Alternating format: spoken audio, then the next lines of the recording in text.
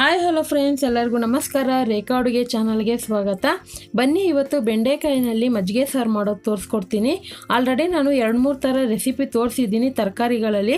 ಆದರೆ ಬೆಂಡೆಕಾಯಲ್ಲಿ ಟ್ರೈ ಮಾಡಿ ನೋಡಿ, ತುಂಬಾ ರುಚಿಯಾಗೂ ಇರುತ್ತೆ, ಮಾಡೋದು ಸುಲಭ. ಈ ರೆಸಿಪಿನ ನೀವು ಎಲ್ಲ ಟೈಮಲ್ಲೂ ಮಾಡ್ಕೊಂಡು ತಿನ್ಬೋದು. ತುಂಬಾ ಕಡಿಮೆ ಸಮಯದಲ್ಲಿ ರುಚಿಯಾಗೂ ಇರುತ್ತೆ. ಇದಕ್ಕೆ ಬೇಕಾಗುವ ಇಂಗ್ರೀಡಿಯೆಂಟ್ಸ್ ನೋಡೋಣ. ಇಲ್ಲಿ 100 ಗ್ರಾಮ್ ಆಗೋಷ್ಟು ಬೆಂಡೆಕಾಯಿನ ನಾನು ಚೆನ್ನಾಗಿ ನೀರಲ್ಲಿ ತೊಳೆದು ಮತ್ತು ಬಟ್ಟೆನಲ್ಲಿ ಒರೆಸಿ ಆನಂತರ ಈ ಥರ ಸ್ವಲ್ಪ ದೊಡ್ಡ ಸೈಜ್ ಕಟ್ ಮಾಡಿ ಇಟ್ಕೊಂಡಿದ್ದೀನಿ. ಇಲ್ಲಿ ಅರ್ಧ ಲೀಟ್ರಿಗಿಂತ ಸ್ವಲ್ಪ ಕಡಿಮೆ ಅಂದರೆ 400 ಗ್ರಾಮ್ ಆಗೋಷ್ಟು ಮೊಸರು ತೆಗೆದಿಟ್ಕೊಂಡಿದ್ದೀನಿ. 1 ಟೇಬಲ್ ಸ್ಪೂನ್ ತೊಗರಿಬೇಳೆನ ಒಂದು ಸ್ವಲ್ಪ ಬಿಸಿನೀರಲ್ಲಿ ಒಂದು ಅರ್ಧ ಗಂಟೆ ಮುಂಚೆನೇ ನೆನೆ ಹಾಕಿದೆ. ಒಂದು ಹಾಫ್ ಆನ್ ಅವರ್ ನೆನಿಬೇಕು. ಮತ್ತು 1 ಟೇಬಲ್ ಸ್ಪೂನ್ ಅಕ್ಕಿನ ನೆನೆ ಹಾಕಿ ಇಟ್ಕೊಂಡಿದ್ದೀನಿ ನಾನು. ಮತ್ತು ಸ್ವಲ್ಪ ಕರ್ಬೇವಿನ ಸೊಪ್ಪು ಒಗ್ಗರಣೆಗೆ, ಸಾಸಿವೆ ಜೀರಿಗೆ ಕಾಲು ಟೀ ಸ್ಪೂನ್ ತೆಗೆದಿಟ್ಕೊಂಡಿದ್ದೀನಿ. ಅರಿಶಿಣ ಪುಡಿ 1/4 ಟೀ ಸ್ಪೂನ್, ಜೀರಿಗೆ 1/2 ಟೀ ಸ್ಪೂನ್ ತೊಗೊಂಡಿದ್ದೀನಿ. ಒಂದು 5 ಹಸಿರು ಮೆಣಸಿನ್ಕಾಯಿ ತೊಗೊಂಡಿದ್ದೀನಿ, ಸ್ವಲ್ಪ ಸ್ಪೈಸಿಯಾಗಿ ಮಾಡ್ತೀನಿ. ಮತ್ತು ಒಂದು 1/4 ಕಪ್ ಆಗೋಷ್ಟು ತೆಂಗಿನಕಾಯಿ ಬೇಕಾಗುತ್ತೆ. ಒಂದು 3-4 ಒಣಗಿದ ಮೆಣಸಿನ್ಕಾಯಿನ ಕಟ್ ಮಾಡಿ ಇಟ್ಕೊಂಡಿದ್ದೀನಿ ಒಗ್ಗರಣೆಗೆ. ರುಚಿಗೆ ತಕ್ಕಷ್ಟು ಉಪ್ಪು, ಮಾಡೋದಕ್ಕೆ ಎಣ್ಣೆ.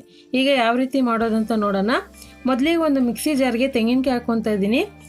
ತೆಂಗಿನಕಾಯಿನ ನೀವು ತುರಿದುಬಿಟ್ಟು ಹಾಕೊಬೋದು ಅಥವಾ ಕಟ್ ಮಾಡಿ ಹಾಕೊಬೋದು. ಇದಕ್ಕೆ ಹಸಿರು ಮೆಣಸಿನ್ಕಾಯಿ, ನೆನೆಸಿರುವಂಥ ಅಕ್ಕಿ, ತೊಗರಿಬೇಳೆ ಹಾಕ್ಕೊತಾ ಇದ್ದೀನಿ.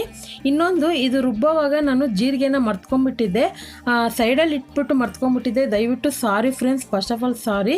ನೀವು ರುಬ್ಬುವಾಗ ಜೀರಿಗೆ ಹಾಕ್ಕೊಳ್ಳಿ. ಅರ್ಧ ಟೀ ಸ್ಪೂನ್ ತೋರಿಸಿದ್ನಲ್ಲ, ಆ ಜೀರಿಗೆ ಹಾಕ್ಕೊಂಡು ಇದನ್ನು ಪೇಸ್ಟ್ ಮಾಡ್ಕೊಳ್ಳಿ. ಒಂದು ಸ್ವಲ್ಪ ನೀರು ಹಾಕಿ ಪೇಸ್ಟ್ ಮಾಡ್ಕೊಳ್ಳಿ. ಯಾಕಂದರೆ ನಾನು ತೊಗರಿಬೇಳೆಯಲ್ಲಿ ಅಕ್ಕಿನಲ್ಲಿ ನೀರಿತ್ತಲ್ವ, ಅದನ್ನೇ ಯೂಸ್ ಮಾಡಿದ್ದೀನಿ. ಇವಾಗ ರುಬ್ಬಿರೋಂಥ ಪೇಸ್ಟ್ನ ಒಂದು ಬೌಲ್ಗೆ ಹಾಕ್ಕೊತಾ ಇದ್ದೀನಿ. ಮತ್ತೊಮ್ಮೆ ಸಾರಿ ಹೇಳೋಕ್ಕೆ ಇಷ್ಟಪಡ್ತೀನಿ, ಯಾಕಂದರೆ ಯಾವಾಗೂ ಮಿಸ್ಟೇಕ್ ಆಗೋಲ್ಲ, ಒಂದೊಂದು ಸರಿ ಮಿಸ್ಟೇಕ್ ಆಗುತ್ತೆ, ಅದಕ್ಕೋಸ್ಕರ. ಈಗ ಅದೇ ಮಿಕ್ಸಿ ಜಾರ್ಗೆ ಮೊಸರು ಹಾಕ್ಕೊಂಡು ಒಂದು 2 ಸರಿ ಆನ್ ಮಾಡಿ ಆಫ್ ಮಾಡ್ಕೊತೀನಿ. ಈ ಥರ ಮಾಡೋದ್ರಿಂದ ಆ ಥಿಕ್ನೆಸ್ ಚೆನ್ನಾಗಿ ಕರೆಕ್ಟಾಗಿ ಬರುತ್ತೆ, ಟೇಸ್ಟ್ ಕೂಡ ಚೆನ್ನಾಗಿರುತ್ತೆ. ಇವಾಗ ರುಬ್ಬಿರೋಂಥ ಪೇಸ್ಟಿಗೆ ಮೊಸರು ಹಾಕ್ಕೊಂಡಿದ್ದೀನಿ. ಇಲ್ಲಿ ಯಾವುದೇ ಕಾರಣಕ್ಕೂ ನೀರು ಯೂಸ್ ಮಾಡಿಲ್ಲ. ಮತ್ತು ಇದಕ್ಕೆ ಉಪ್ಪು ಹಾಕ್ಕೊತಾ ಇದ್ದೀನಿ. ಉಪ್ಪು ಎಷ್ಟು ಬೇಕೋ ನೋಡಿ ಹಾಕ್ಕೊಳ್ಳಿ, ಟೇಸ್ಟ್ ಮಾಡ್ಕೊಳ್ಳಿ. ಕಡಿಮೆ ಅನಿಸಿದ್ರೆ ಒಂಚೂರು ಹಾಕ್ಕೊಳ್ಳಿ. ಹಾಕ್ಕೊಂಡು ಇದನ್ನು ಮಿಕ್ಸ್ ಮಾಡಿ ಇಟ್ಕೊಳ್ಳೋಣ. ಈಗ ಇದು ರೆಡಿಯಾಗಿದೆ. ಇವಾಗ ಇದಕ್ಕೆ ಒಗ್ಗರಣೆ ಹಾಕ್ಕೋಬೇಕಲ್ವ, ಅದಕ್ಕೂ ಮುಂಚೆ ಬೆಂಡೆಕಾಯಿನ ಫ್ರೈ ಮಾಡ್ಕೋಬೇಕು. ನೆನಪಿರಲಿ, ಆದಷ್ಟು ಎಳೆ ಬೆಂಡೆಕಾಯಿ ನೋಡಿ ತಗೊಳ್ಳಿ. ಚೆನ್ನಾಗಿ ತೊಳೆದು ಬಟ್ಟೆನಲ್ಲಿ ಒರೆಸಿ ಆನಂತರ ಕಟ್ ಮಾಡ್ಕೊಳ್ಳಿ. ಈಗ ಸ್ಟವ್ ಮೇಲೆ ಒಂದು ಫ್ರೈ ಪ್ಯಾನ್ ಇಟ್ಕೊಂಡು ಇದಕ್ಕೆ ಬೆಂಡೆಕಾಯಿನೂ ಒಂದು 2 ಟೇಬಲ್ ಸ್ಪೂನ್ ಎಣ್ಣೆ ಹಾಕ್ಕೊತಾ ಇದ್ದೀನಿ. ಬೆಂಡೆಕಾಯಿ ಯಾವಾಗ ಅಷ್ಟೇ ಫ್ರೈ ಮಾಡೋವಾಗ ಬೇರೆ ಡ್ರೈ ಫ್ರೈ ಮಾಡೋಕ್ಕೆ ಹೋಗಬೇಡಿ. ಒಂದು ಸ್ವಲ್ಪ ಎಣ್ಣೆ ಹಾಕಿ. ಎಣ್ಣೆ ಹಾಕೋದ್ರಿಂದ ಏನು ಬೆನಿಫಿಟ್ ಅಂದರೆ ಅದರಲ್ಲಿ ಲೋಳೆ ಅಂಶ ಇರುತ್ತಲ್ಲ, ಅಂಟಂಟು, ಅದು ಬೇಗನೆ ಡ್ರೈ ಆಗುತ್ತೆ, ಉದುರಾಗಿ ಫ್ರೈ ಆಗುತ್ತೆ. ನೋಡ್ತಾ ಇರ್ಬೋದು, ಚೆನ್ನಾಗಿ ಒಂದು 5 ನಿಮಿಷ ಫ್ರೈ ಮಾಡಿದ್ದೆ. 5 ನಿಮಿಷಕ್ಕೆಲ್ಲ ಒಳ್ಳೆ ಕಲರು ಚೇಂಜ್ ಆಗಿದೆ. ಯಾವುದೇ ರೀತಿ ಇಲ್ಲಿ ಅಂಟಂಟಿಲ್ಲ, ಅಂದರೆ ಲೋಳೆ ಥರ ಇಲ್ಲ, ಕರೆಕ್ಟಾಗಿ ಫ್ರೈ ಆಗಿದೆ. ಅದು ಫ್ರೈ ಆಗಿದ್ದು ಸೈಡಿಗೆ ಎತ್ತಿಟ್ಕೊಂಡು ಈಗ ಇದಕ್ಕೆ ಒಂದು ಕಡಾಯಿಗೆ ನಾನು ಒಂದು 3 ಟೇಬಲ್ ಸ್ಪೂನ್ ಎಣ್ಣೆ ಹಾಕಿದ್ದೀನಿ. ಎಣ್ಣೆ ಬಿಸಿ ಆದಮೇಲೆ ಸಾಸಿವೆ ಜೀರಿಗೆ ಹಾಕ್ಕೊತಾ ಇದ್ದೀನಿ. ಹಾಕ್ಕೊಂಡು ಇದಕ್ಕೆ ಒಣಗಿದ ಮೆಣಸಿನ್ಕಾಯಿ ಹಾಕ್ಕೊತಾ ಇದ್ದೀನಿ. ಆಲ್ರೆಡಿ ಖಾರಕ್ಕೆ ಹಸಿರು ಮೆಣಸಿನ್ಕಾಯಿ ಯೂಸ್ ಮಾಡಿದ್ದೀರಿ, ಆದ್ರೂ ಇದು ಒಗ್ಗರಣೆ ಫ್ಲೇವರ್ ಚೆನ್ನಾಗಿರುತ್ತೆ. ಇದಕ್ಕೆ ಕರ್ಬೇವಿನ ಸೊಪ್ಪು, ಇಂಗು ಹಾಕ್ಕೊತಾ ಇದ್ದೀನಿ. ಹಾಕ್ಕೊಂಡು ನೀವು ಬೇಕಂದರೆ ಇದಕ್ಕೆ ಒಂದು ಈರುಳ್ಳಿ ಒಗ್ಗರಣೆಗೂ ಸಹ ಹಾಕ್ಕೊಬೋದು. ಇನ್ನೊಂದು, ನಾನು ಇದು ಪೇಸ್ಟ್ ರುಬ್ಬುವಾಗ ನಿಮಗೆ ಫ್ಲೇವರ್ ಬೇಕು ಅಂದರೆ ಬೆಳ್ಳುಳ್ಳಿ ಆದರೂ ಯೂಸ್ ಮಾಡ್ಕೋಬೋದು ಅಥವಾ ಶುಂಠಿ ಆದರೂ ಯೂಸ್ ಮಾಡ್ಕೋಬೋದು. ಫ್ಲೇವರ್ ಬೇಕು ಅಂದರೆ, ಇಲ್ಲಾಂದರೆ ಸ್ಕಿಪ್ ಮಾಡ್ಕೋಬೋದು. ಈಗ ಇದಕ್ಕೊಂದು ಚೂರು ನೀರು ಹಾಕ್ಕೊತೀನಿ.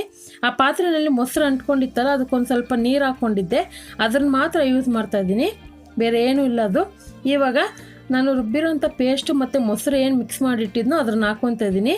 ಇದು ಹಾಕಿದ ಮೇಲೆ ಮೀಡಿಯಮ್ ಫ್ಲೇಮಲ್ಲಿ ಇಟ್ಕೊಂಡು ಒಂದು 2-3 ನಿಮಿಷವರೆಗೂ ಮಾತ್ರ ಕುದಿಸ್ಕೋಬೇಕು, ಜಾಸ್ತಿ ಹೊತ್ತು ಕುದಿಸೋಬಾರ್ದು.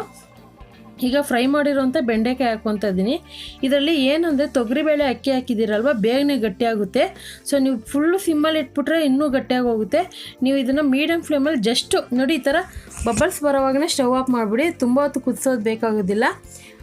ಏನಂದರೆ ತುಂಬ ಹೊತ್ತು ಕುದಿಸಿದ್ರೆ ಅದು ಚಟ್ನಿ ಥರ ಆಗೋಗುತ್ತೆ, ಚೆನ್ನಾಗಿರೋದಿಲ್ಲ.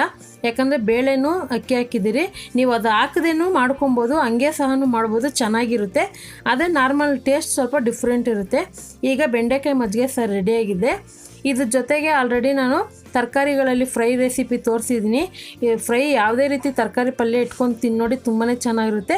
ಅಥವಾ ನೀವು ಉಪ್ಪಿನಕಾಯಲ್ಲಿ ಕೂಡ ಸರ್ವ್ ಮಾಡ್ಕೊಬೋದು. ಖಂಡಿತ ಇವತ್ತು ತೋರಿಸಿರುವಂಥ ಬೆಂಡೆಕಾಯಿ ಮಜ್ಜಿಗೆ ಸಾರು ಇಷ್ಟ ಆದರೆ ನೀವು ಟ್ರೈ ಮಾಡಿ. ಯಾವ ರೀತಿ ಇತ್ತು ಅಂತ ಕಮೆಂಟ್ ಮಾಡಿ, ಲೈಕ್ ಮಾಡಿ, ಶೇರ್ ಮಾಡಿ. ರೇಖಾ ಅಡುಗೆ ಚಾನಲ್ನ ಸಬ್ಸ್ಕ್ರೈಬ್ ಮಾಡಿ. ಈ ವಿಡಿಯೋ ನೋಡಿದ್ದಕ್ಕಾಗಿ ಎಲ್ಲರಿಗೂ ಧನ್ಯವಾದಗಳು.